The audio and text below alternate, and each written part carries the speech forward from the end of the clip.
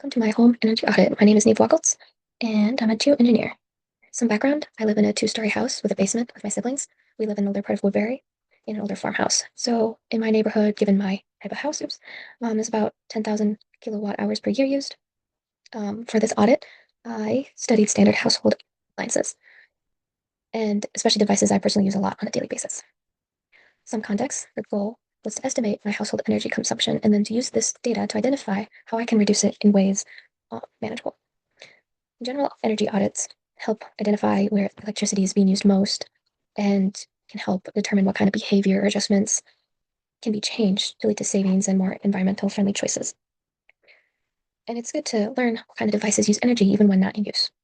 In this audit process, what I did was I purchased and used a kilowatt meter to measure the energy consumption in 8 common household devices. As you can see here, I researched the typical power rating for an average device and then my device power rating. At the end, you'll see photos of where I got this data. But I used my TV, charger, water heater, fan, hairdryer, laptop charger, and light in the kitchen, as well as my lamp. As you can see here, the TV rating was incredibly different, probably because my TV is much smaller. Some of these aligned. My water heater was smaller, and so a lot less use. The fan is old, so that might be why it's almost double, and so on. In this audit process, I kept track of devices that were constant or a variable power device. So constant power devices consume the same amount of power whether on or off, and typically I just measured for 30 seconds for it being on and then it being off. Meanwhile, a variable power device uses energy and that varies throughout time.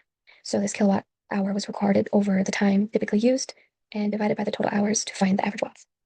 There's a third category, which was the cyclic device analysis, where the kilowatt hour per cycle is multiplied by the average cycles per week. It's also good to note about phantom power, which is energy consumed in inactive devices. So like when a device is off, but it's still consuming some power. For data and analysis, I kept track of average hours per day device was used. So the constant power device was analyzed as well as the variable power device and my one cyclic power device. Then the total energy usage could be calculated. Here I kept track of how much I used each device for an entire week, and I took the average. I kept track of this by keeping little notes, and I filled this out in an Excel file. For the constant device, so when plugged in or turned on and off, there was a constant usage. Constant devices were the Samsung charger, the light in the kitchen, the lamp in the bedroom, hairdryer, and the fan. So at the end, you'll see my photos for the watts on versus the watts off, and this was calculated each time. So then we could find the kilowatt hour per day and per month. The same was done for the variable devices, which were the TV and the laptop charger.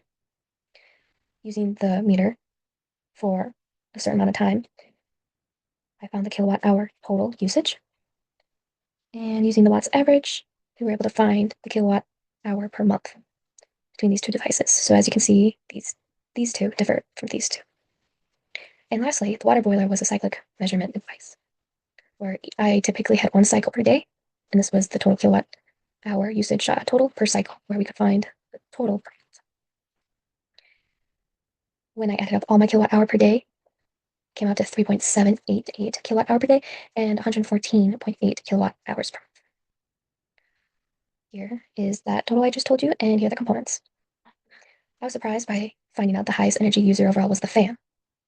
I was expecting the TV to be it, or the charger, given that it's plugged in for most of the day. But the fan, while yes, it had a large daily usage, it also had a high kilowatt per hour intake. The second highest was the water boiler, which surprised me even more, given that I turn it on for 5 minutes a day. Well, since it draws such a large wattage each cycle, that's why it was so high. Combined, the water boiler and the fan took up most of the total kilowatt hour per month. The lowest was my phone charger and lamp, even though these were plugged in for the longest durations. Here's a sample calculation for the fan, where the power was 130.9 watts on average. The time used was typically 12 hours a day because I would wake up, turn it on for air circulation, and then about 8 o'clock at night, I'd turn it off. The daily energy usage was the power times the time used, and then divided by 1,000 to get kilowatt hour per day. And the monthly is I took the average of 30 versus 31 days a month to get our total kilowatt hours per month. What I learned was how this audit helped me observe my behavior habits and discern which devices were the true energy expensive ones. I was expecting the TV or my chargers given their usage hours, but it was the fan in the water boiler, which I did not expect at all. But when I think about it more, it makes a little sense since it generates heat or cools down. To save energy in the future, I plan to unplug devices that use up phantom energy, like my chargers and chargers, my TV. But most importantly, maybe only leaving the fan on for a few hours. So I calculated if I left it on for 6 hours a day for some circulation, especially as winter sets in, I could save 24 kilowatt hours per month, which is a lot because you times that by 12 months. Yeah, that's a lot. Here are my references. I used the US Department of Energy. To find some averages, I used our course material and my kilowatt meter instructional manual. Right, here's my student ID for the TV, for the laptop charger. I should note the smaller numbers typically when it's off. This is when it's on, off, on. The Samsung phone charger was the same off and on. The lamp, off, on, light bulb. It's very hard to see, but it's 4 watts in the kitchen. And fan off and on. And the water boiler, that big number. And the hair dryer also big, but I rarely use that. And that's my presentation. Thank you.